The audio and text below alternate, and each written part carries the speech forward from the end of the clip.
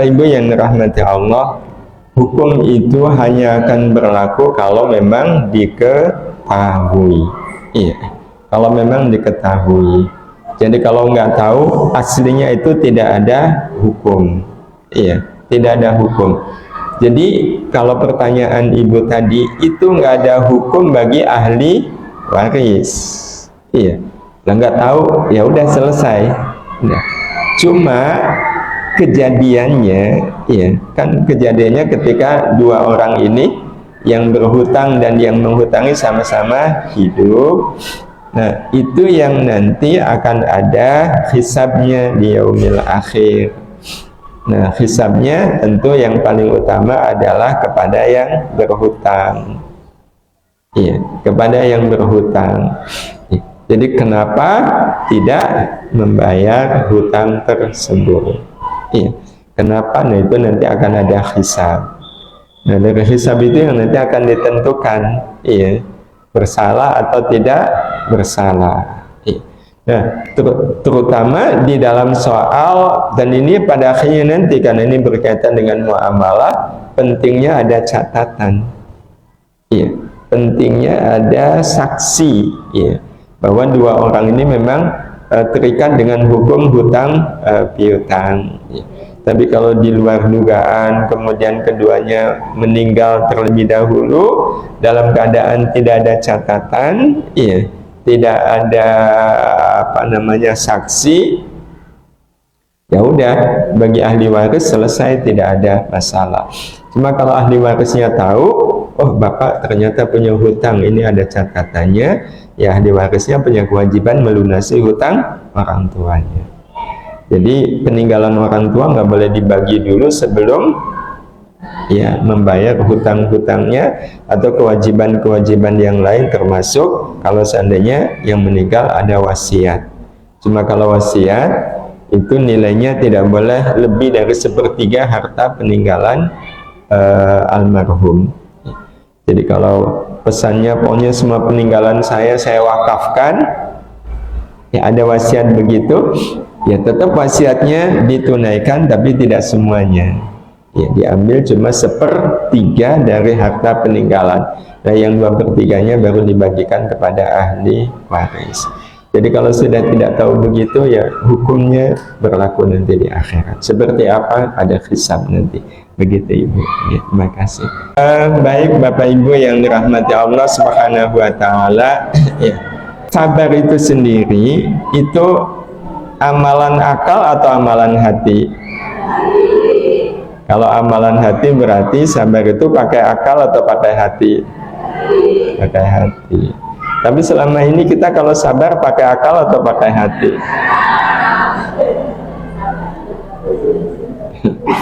Iya, kita selama ini cenderung sabarnya baru pakai akal. Nah, kalau sabarnya pakai akal, maka logika yang dipakai adalah logika akal. Makanya ada orang yang mengatakan, iya, sabar itu ada batasnya. Iya, sabar itu manis atau pahit? Iya, sabar itu pahit, iya. Karena kita merasakannya pakai akal, iya, bukan pakai hati, iya, bukan pakai hati. Andai saja Bapak Ibu yang dirahmati Allah Subhanahu wa taala, kita sabar pakai hati, ya, maka yang jelas sabar itu nikmat. Iya, yang jelas sabar itu nikmat. Itu kalau betul-betul pakai hati. Jadi kesalahan kita selama ini adalah melihat kesabaran itu hanya sebatas akal. Iya. Kesabaran itu hanya sebatas akal. Padahal kalau kita mengkaji mengkaji sabar pakai akal, itu kita pusing sendiri. Ya, kita pusing sendiri, kita puyeng sendiri. Ya, sebagai contoh, ya, sebenarnya Bapak Ibu, untuk bisa sabar itu syaratnya kita harus apa?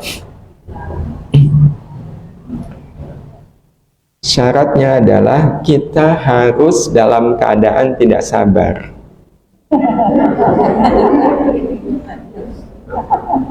Betul nggak Bapak Ibu?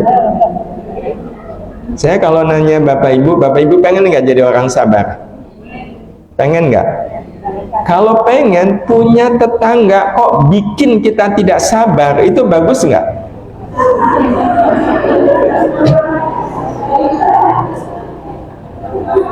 Bagus nggak? Bagus. Berarti tetangga yang bikin kita tidak sabar, dia sudah membantu kita bisa menjadi orang yang sabar. Bu, kalau tetangga nggak melihara ayam, ibu bisa nggak jadi orang sabar? Kan enggak. Cuma ini yang membuat kita salah di dalam menyimpulkan. Satu lagi yang kadang karena kita menggunakan akal untuk mencerna sabar, iya, menggunakan akal untuk mencerna sabar. Bapak Ibu pernah nggak dengar ada orang begini, bilang begini, saya tuh sudah dengan tetangga itu saya udah di puncak kesabaran saya. Ada nggak? Saya sudah di puncak kesabaran saya. Kalau ada orang bilang begini, harusnya kita menyampaikan apa kepada beliau? Ibu, selamat ya Bu. Ibu sudah sampai di puncak kesabaran. Saya baru mulai mendaki. Saya baru mulai mendaki kok ibu sudah sampai di puncak. Jadi kesimpulannya, ya sabar itu amalan hati. Karena amalan hati maka bersabarlah pakai hati, jangan pakai akal. Segala sesuatu kalau pakai hati, maka yang munculkan kesimpulan tadi, saya mau susah, tidak mau senang. Kalau itu yang menjadi pegangan kita, berarti hati kita kuat. Iya, hati kita kuat. Nah, kalau hati kita kuat, maka sesusah apapun itu adalah kenikmatan. Ya. Nah, yang membuat kita sulit untuk sabar itu kira-kira apa Bapak Ibu?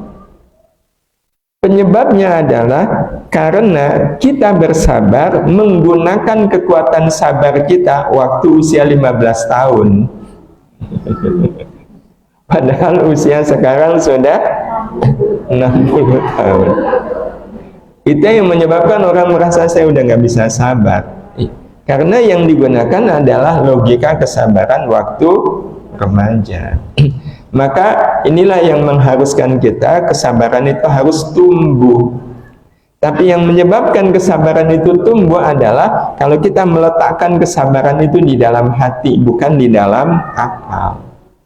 Kalau kesabaran diletakkan di akal, memang nggak bisa tumbuh. Jadi kayak nanam biji jagung, tapi ibu taruh di meja. Kira-kira sampai kiamat tumbuh nggak Bu? Sampai kiamat nggak tumbuh. Tapi kalau kita meletakkan biji jagung di tanah, dia akan tumbuh menjadi pohon. Maka kalau seandainya kesabaran itu di hati, ya, maka kita akan merasakan nikmatnya sabar. Ya, kita akan merasakan nikmatnya sabar. Ya, betul-betul merasakan nikmatnya sabar. Nah, karena kita merasakan nikmatnya sabar, maka kalau seandainya punya anak bikin kita tidak sabar, itu keuntungan atau kerugian? Keuntungan. Ya. Nah, kalau kaitannya dengan anak, iya, beruntung kalau seandainya Bapak Ibu punya anak bikin Bapak Ibu tidak sabar. Kenapa? Karena anak yang bikin kita tidak sabar, orang tuanya tidak sabar, itu berarti orang tuanya sedang diberi kesempatan untuk menanamkan nilai-nilai kesabaran kepada anak. Sehingga anak kita belajar kesabaran langsung dari kita. Dan kita mengajarkannya tidak pakai teori, tapi pakai contoh, pakai teladan. Karena kita akan berpikir, ini harusnya ibu saya marah ini. Tapi kok ibu nggak marah ya? Ini harusnya bapak ngomel nih, kok nggak ngomel ya? Itu terekam dengan baik di dalam akal dan juga hati anak. Satu saat insya Allah anak kita menjadi anak yang sabar. Ya, sehingga kalau ada orang tua punya anak nggak pernah bikin nggak sabar, Berarti punya kesempatan nggak untuk menanamkan nilai-nilai sabar ke anak? Ya nggak ada. Karena sabar itu adalah keteladanan. Ya. Maka sama dengan tadi, ya. Kita tunjukkan kesabaran kita kepada tetangga, ya. Dengan cara apa? Dengan cara tetangga dibaiki, Ibu. Ya, disapa, Bu, ayamnya kok lucu-lucu ya, Bu ya.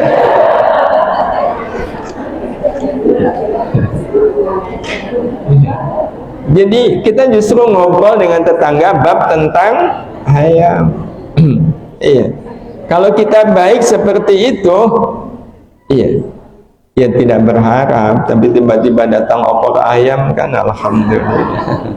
Bu, tahu nggak telek yang dikirimkan oleh ayamnya tetangga ke rumah Ibu itu justru yang nanti akan menjadi makanan sangat nikmat di surga.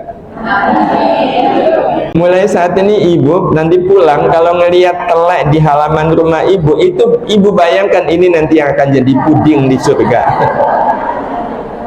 Jadi ngelihat telek itu betul-betul ini yang akan jadi puding, jadi bolu gitu ya. Di surga insya Allah itu, Bu. Insya Allah. Ibu nggak apa-apa, nggak menikmati telurnya, nggak menikmati dagingnya, iya, nggak apa-apa. Jadi kita aja Ibu yang lihat telek ini puding, Wallahu a'lam. Iya, demikian Bapak Ibu ingkang saged kawula aturaken, mudah-mudahan sedikit ini bermanfaat. Mohon maaf atas segala salah dan khilaf dan ya Allah wa iyyakum. Assalamualaikum warahmatullahi wabarakatuh.